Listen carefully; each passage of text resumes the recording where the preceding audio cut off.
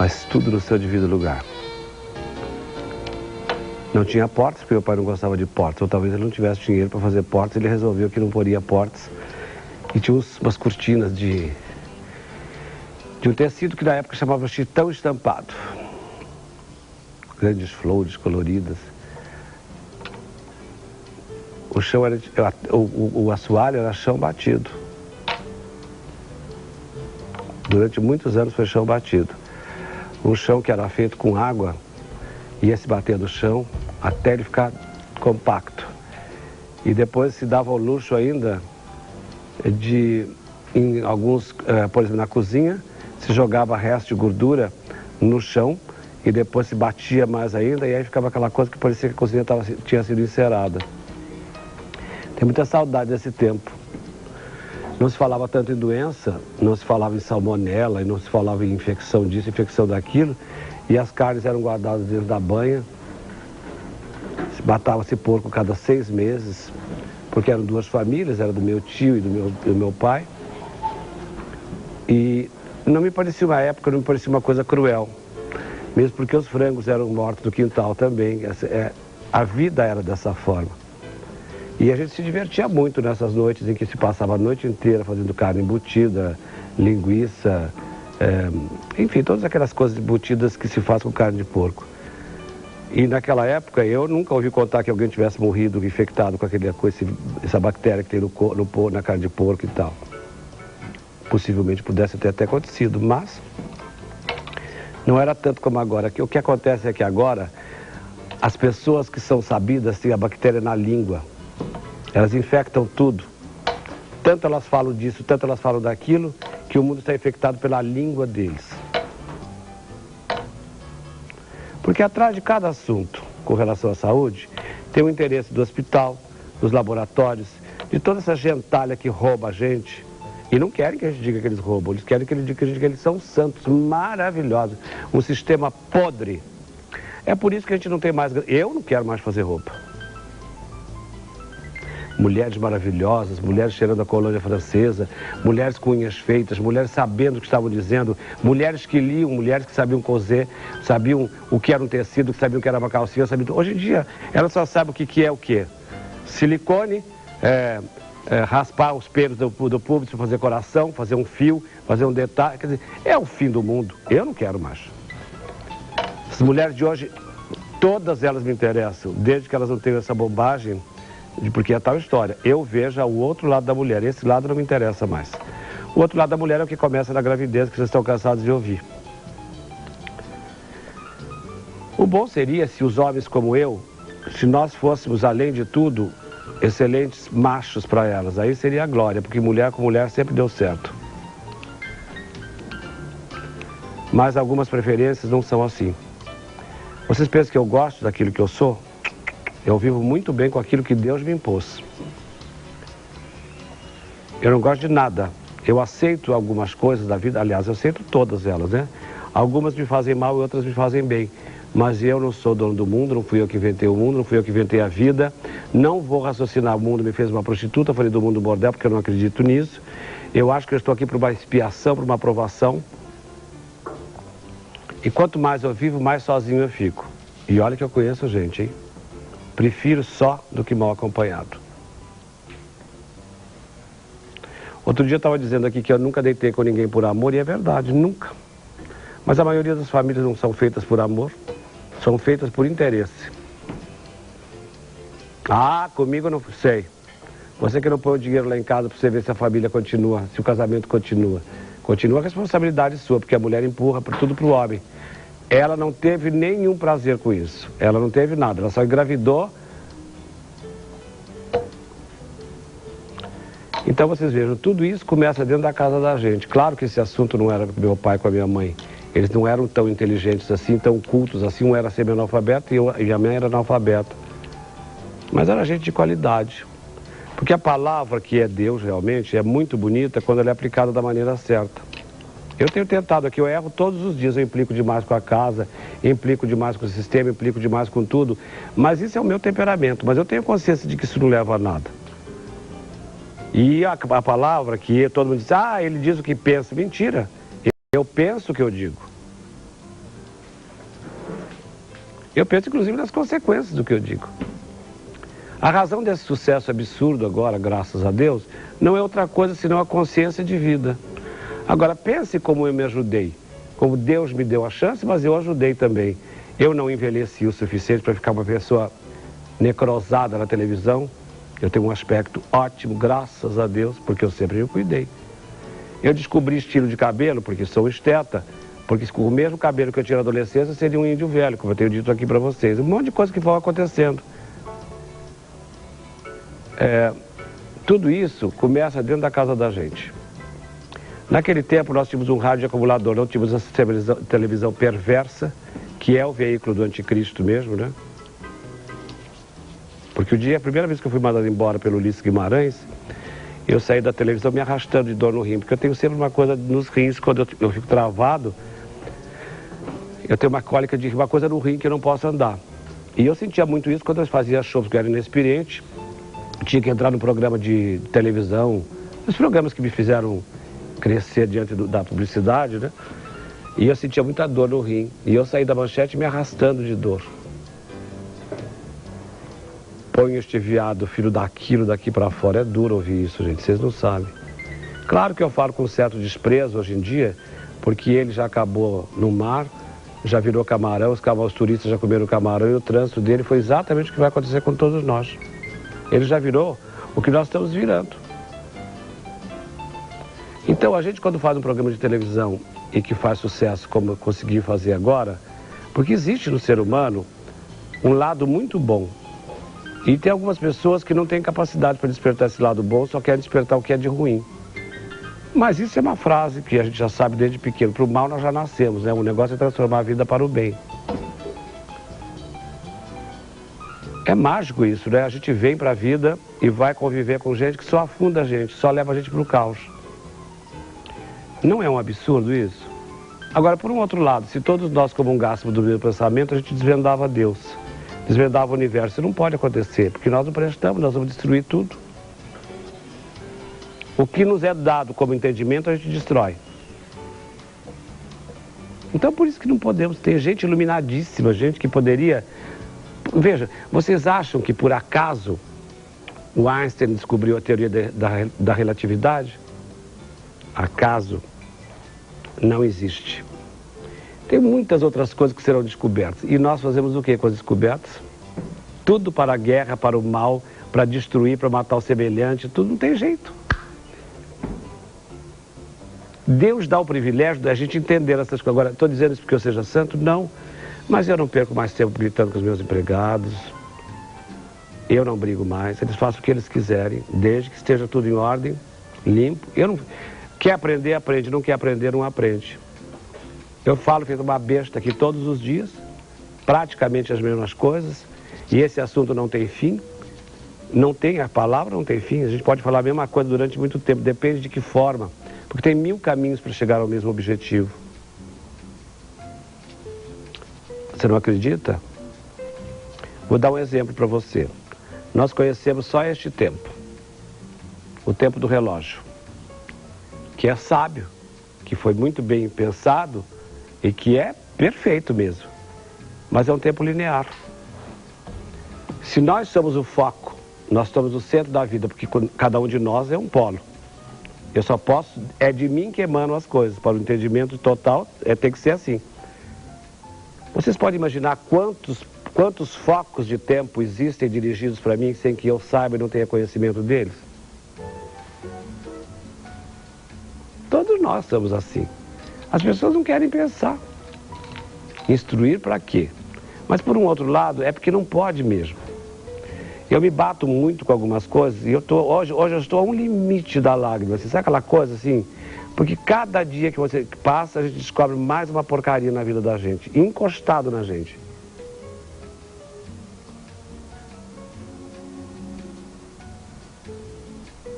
Olha, se me dessem prêmios, eu os aceitaria, porque eu não sou mal educado, mas eles não me dizem nada.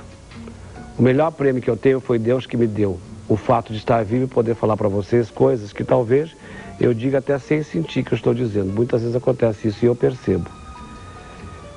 Agora vocês pensam que isso é para ajudar vocês? é para ajudar a mim.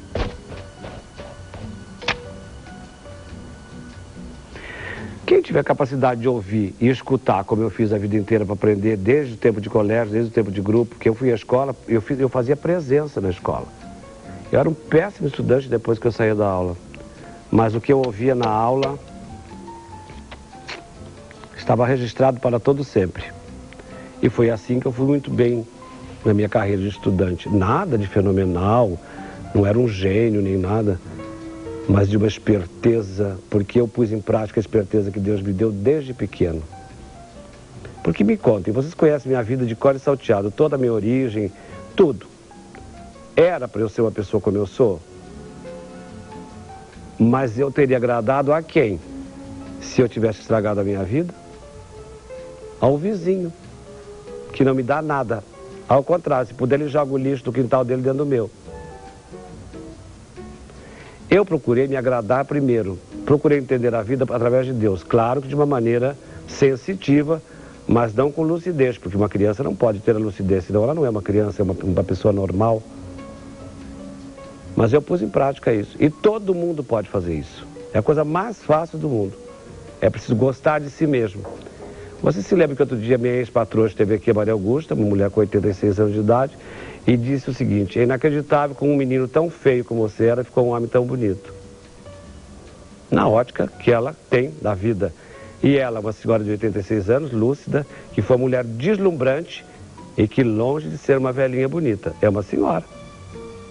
Porque não adianta, essa coisa é assim, quem tem uma beleza, a beleza pertence a todas as pessoas, tem sempre um tempo, a beleza física que eu estou dizendo. É evidente que a gente pode cuidar. Agora mesmo eu estava vindo para cá e vendo umas pessoas aí numa vila, uns meninos com papagaio, empinando papagaio, no meio da estrada, com um campo enorme ali, que eles podiam ir para lá, não atrapalhariam ninguém, mas não, eles querem fazer sempre da maneira errada. E eu estava pensando o seguinte: se eu não tivesse procurado a minha vida, e não tivesse saído de lá e viesse atrás do meu esplendor, eu hoje estaria, talvez já estaria morto, claro. Tanto desgosto, tanto sofrimento, tanto tudo, e tanta pobreza, tanto tudo. Pobreza de espírito mesmo, né? Tinha uma menina que eu namorava com ela quando eu era pequena, chamava-se Tereza, gorda como uma anta. Mas era amiga das minhas primas e ela me encheu o saco, minhas primas também, então uma época eu namorei com a Tereza. Imagina se eu tivesse me casado, imagina o horror que eu seria. Não teria dente, seria aquela coisa horrorosa. Sabe Deus que cão seria, né? Então todos nós podemos encontrar o caminho de Deus que a gente queira, mas é preciso abdicar de algumas coisas. Para ele seria normal que eu ficasse lá sofrendo, fizesse o estilo da época, não estou dizendo de agora, porque eu nem sei mais como é aquele lugar onde eu vivi. Mas aquilo não me interessava. Um dia eu vi um filme bem dito chamado Os Homens da Minha Vida, que não tem nada a ver com escolha sexual. É a história de uma bailarina, e eu vi isso no cinema, que era um salão de coisas, que tinha uma máquina alugada, e a gente ia para o cinema e levava a cadeira de casa, para vocês terem uma ideia do que era. E quando eu vi o filme, eu digo, é amanhã que eu vou vir embora. Mentira, porque eu não podia sair lá de amanhã, mas eu vou para o mundo. Eu não fico no interior, mas nem por decreto. Mas eu já não tinha o interior dentro de mim. Eu faço parte do interior, eu tenho os pés fincados lá, porque isso é a raiz que me dá a seiva da vida. E eu não sou caipira nem no interior, nem em Paris, nem em Londres, nem em lugar nenhum, graças a Deus. Por quê? Porque eu pertenço ao mundo, eu não sou regional. Mas eu aprendi sozinho também, qualquer um pode fazer isso. Mas sair de casa com o objetivo de ser vitorioso, haja o que houver, profissionalmente. Não para ser puto, ladrão, puta, qualquer coisa desse tipo. Não, isso não. A maioria sai com esse intuito. E a maioria sai com o intuito de ganhar dinheiro. Quem quer ganhar muito dinheiro, vai para o programa do Silvio Santos. Quem quer dinheiro? Dinheiro não deve ser objetivo, deve ser consequência. Quem tem dinheiro por consequência sabe exatamente o que fazer com ele. A grande maioria, esses ricos de merda que tem agora, são pessoas com dinheiro, mas são umas verdadeiras merdas, com outra merda que é o dinheiro. Não sabem usufruir de nada. Morrem ricos e viveram como pobres. Não tem boca para degustar nada, não tem nariz para sentir olfato, não tem tato para sentir a mulher, não tem afeto para entender o filho. São possuidores. E eu não saí para isso. Tanto que eu digo aqui, se eu cair duro aqui, pode pegar os brincos, o que você achar de joia em mim, que não é de ninguém, eu não tenho herdeiro. Por isso que eu não tenho medo que me assaltem. Ah, é? Toma, leva. Eu compro outro, ele continua ladrão. É só esse. O raciocínio, o entendimento da vida é só esse. Não tem outro. Pode acreditar. Perseguir os sonhos. Se a gente sonha com alguma coisa, acredita que o sonho da gente é verdadeiro, vá atrás do sonho. Não atrás de droga, que é um sonho mentiroso. Não atrás de ter aquilo que não pertence a você. Nada. Em casa não tinha cerca. E o limite era imaginário. Nós nunca invadimos o quintal dos outros. Os outros invadiam da gente, a gente não. Meu pai me ensinou assim, minha mãe me ensinou assim. Na simplicidade deles. E é o que eu faço. Eu moro nesse prédio que o Pânico fez o favor de desvendar, onde eu não posso mais morar. E eu não sei o que eu vou fazer. Porque os meus advogados acham que não compensa processar o Pânico. Advogados é outra coisa. É uma empresa imensa, são 10 andares. Um advogado eminente, maravilhoso. E aí ele tem um ajudante que hoje disse para o meu empresário assim... eu não sei, eu fiquei com tanto receio, com medo de errar. Mas é advogado de um escritório desse que tem medo de errar, isso a gente tem que conviver. Isto é que nos leva para o caos. Agora, o que eu aprendi? Eu aprendi agora a comentar isto e não me estressar mais com ela, porque ela só pode me dar o que ela tem. E eu dou a ela o que eu tenho, o meu dinheiro. Dar a minha intenção de vida, me sacrificar por ela, nem pensar. Ela estudou leis para isso. E leis é para quem gosta. Eu prefiro justiça, mas justiça só Deus conhece. Aquela estátua com os olhos tapados, que todo mundo chama de estátua da justiça, é a estátua da lei. Coisa que homem faz em benefício próprio. Justiça só Deus conhece. Nenhum de nós conhece justiça. Nem quem estuda, nada. É tudo teoria. Tanto que estudar advocacia é uma maravilha, você estuda filosofia pura, porque advocacia é filosofia. E depois, quando você vai pôr em prática, não pode. Você tem que ser bandido ou não. E aí como? Todos os advogados são bandidos? Não, tem uns que são bons. Mas no meio disso tudo tem a OAB para defender uns dos outros, porque senão eles se comem vivos. Não é? Então a sorte da gente é arranjar um advogado que seja querido com a gente. Porque dinheiro não faz isso. Qualidade, grandes nomes, empreendimento, mentira, tudo mentira. É a mesma coisa para tudo. Qualquer coisa que você queira desta vida, você tem que pedir a Deus para que a pessoa tenha compaixão de você e afeto por você. Desde os donos da televisão, até o porteiro, até o cameraman, até tudo. Porque se o cameraman não gostar da gente, ele distorce a imagem e a gente fica assim, ó, no vídeo. Ah, meu aparelho está com defeito. Mentira, é o câmera que distorce a imagem. Então a gente tem que conquistar pessoas pelo afeto. Mesmo que seja mentiroso. É difícil viver. Se a gente for levar a ponta de faca, é um tédio. Eu começo a vida de manhã com o sol. Eu acordo sempre muito feliz. E as pessoas e os fatos têm o dom de nublar minha vida o dia inteiro. Quando chega de noite, normalmente eu durmo com temporal. Mas é para isso que a gente dorme, para aprender a morrer. É a escolinha de todos os dias, bendita escolinha de dormir, né? Que a gente, senão a gente estaria em órbita, morria, não sabia para onde ir. A gente vai aprendendo. E neste caminho tem as coisas boas que a gente não entende, e essas coisas más que convivem com a gente aqui passam batidas e a gente acorda num outro dia com o sol. E aí começa tudo de novo. É um modo perpétuo da vida. Eu fiz esse speech, Francisco Azevedo, para você. E eu gostaria que você o entendesse com todo o afeto que eu tenho para você a vida inteira. Com todo o temperamento ruim que você tem, que eu também tenho, evidente, mas as coisas boas que você me deu, quanto eu aprendi com você, quanto eu tenho aprendido, é isso que conta. Não tenha medo, meu filho. Você é um vitorioso. 12 anos sem um órgão no corpo e vivendo lindamente. Porque o órgão melhor que você tem está aqui. E este está ligado diretamente a este aqui, que é o seu intelecto. Não seja tonto. A vida não vale nada, o físico muito menos.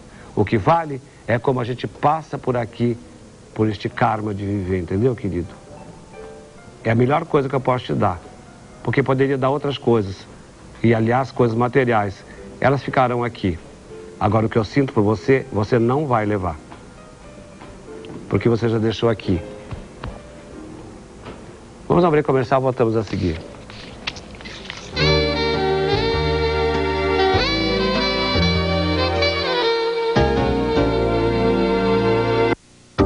A casa é sua. Oferecimento. Nova linha com Continental é resistente e irresistível.